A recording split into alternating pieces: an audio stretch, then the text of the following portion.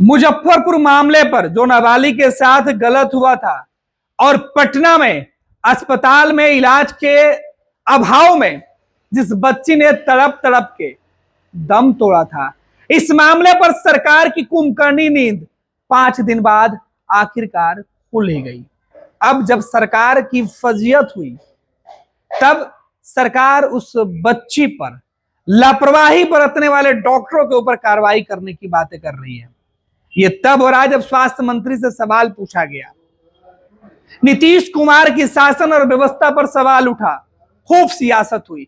इस घटना के भले ही 5 दिन गुजर गए हो, लेकिन पटना पहुंचे 1 तारीख को, 2 दिन पहले पटना के पीएमसीएच में जो अमानवीय चेहरा डॉक्टरों का उजागर हुआ, लापरवाही सामने आई, इसके बाद सरकार की पोल खुल गई।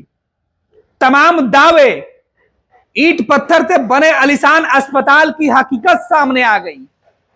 तब अब सरकार अपनी नाकामियों का ठिकरा डॉक्टरों के ऊपर फोड़ रही है।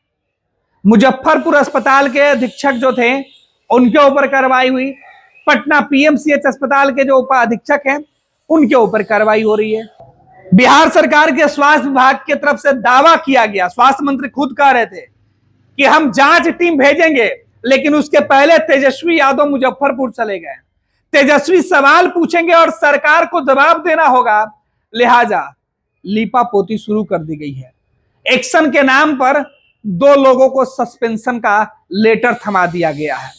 यह चिट्ठी स्वास्थ्य महकमे ने जारी कर दी है, जिसमें लिखा है कि 1 जून की घटना ने बिहार सरकार की पूरी वेदना को लाकर खड़ा कर दिया है। अब बिहार सरकार ने 1 जून की हुई घटना का संज्ञान लिया है और इसमें सबसे पहले जो घटना में जो लोग जिम्मेवार हैं, उसमें मुजफ्फरपुर का अस्पताल जो एसकेएमसीएच है, यानी श्री कृष्ण चिकित्सा महाविद्यालय एवं अस्पताल मुजफ्फरपुर के द्वारा जो रेफर करने की पॉलिसी है, उसका उल्लंघन किया गया है। कार्य में लापरवाही बताई गई है। इस वजह से वहां के जो अधीक्षक है, उनको सस्पेंड किया गया है।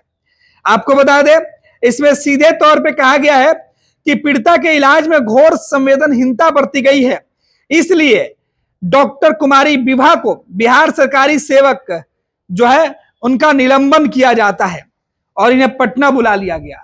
दूसरी तरफ पटना के पीएमसीएच के अंदर जो उपाधीक्षक थे, जिनके यहां वो बच्ची पहुंची जिसे सख्त इलाज की जरूरत थी, लेकिन अस्पताल के अंदर न डॉक्टरों को उस बच्चे की सुध लगी और ना ही परिवार वालों की गिड़गिड़ाहट कोई सुन पाया। सियासत भी हुई, लेकिन वो भी किसी काम की ना रहा।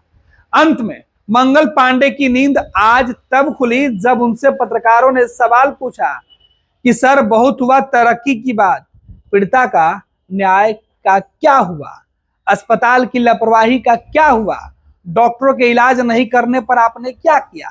मंगल पांडे ने कहा कि अब तो सरकार की नींद खुली हुई है, जो घटना घटी वो अमानवीय है, ऐसे में कार्रवाई होगी। किसी की जान चली जाए, लेकिन इस सीधे तौर पर सस्पेंशन से क्या उस बच्ची की जान लौट के आ जाएगी? उस परिवार की खुशियां, बर्बाद हो चुके परिवार के तमाम सपनों को सरकार इन दो लोगों के ऊपर सस्पेंशन की तलवार या गाज गिराकर लौटा पाएगी? अपनी नाकामी को ढकने के लिए पीएमसीएच के उपाध्यक्ष को भले ही चलता कर दिया गया हो, लेकिन क्या इससे सिस्टम सुधर जाएगा? ये बड़ा सवाल है। फिलहाल बड़ी खबर यह है कि पीएमसीएच और एसकेएमसीएच के जो डॉक्टर हैं, उनके ऊपर स्वास्थ्य महकमे की गाज गिरी हुई है, सस्पेंड कर दिया गया है। मुजफ्फरपुर में जो बच्ची थी, नाबालिग बच्ची के साथ जो हैवानियत हुई थी, उसके खिलाफ अब कार्रवाई किया गया है। कार्रवाई उस डॉक्टर के खिलाफ किया गया है जिनकी लापरवाही उस बच्ची के चिकित्सा में बरती गई थी। एक तो पीएमसीएच भेजने के दौरान जो रेफर करने की पॉलिसी है, उसका सही तरीके से इस्तेमाल नहीं किया गया। दूसरा, अस्पताल पहुंचने के बाद पटना में बेहतर इलाज नहीं मिलना, इलाज के नाम पर 4 घंटे से ज्यादा वक्त तक एम्बुलेंस में पड़े रहना उस बच्ची को, यह सबसे बड़ी लापरवाही सामने आई। फिलहाल सरकार ने लीपापोती करने का फैसला किया। 2 लोगों पर गाज गिराकर विपक्ष के उठते हुए सवालों से जो सरकार को चूभ रही थी, उसे कम करने की कोशिश जरूर किया गया है। बड़ी खबर यही है कि सरकार ने चिट्ठी जारी कर दिया है। अब देखना है पीड़िता को क्या इससे न्याय मिल पाता है, पीड़ित परिवार को जो उनका सब कुछ बिखर गया है वो क्या लौट के आ पाता है। गोल, जहां 27 वर्षों के सफर में 17,000 से भी अधिक छात्रों ने डॉक्टर एवं इंजीनियर बनकर भरे सफलता की ऊंची उड़ान, जहां साधारण छात्र भी बिहार टॉपर्स बनकर बना रहे इतिहास। दूरदर्शी शिक्षाविद श्री बिपिन सिंह के मार्गदर्शन में मेडिकल एवं इंजीनियरिंग के लाखों छात्रों के लिए आशा की किरण के रूप में गोल, द रिजल्ट फैक्ट्री।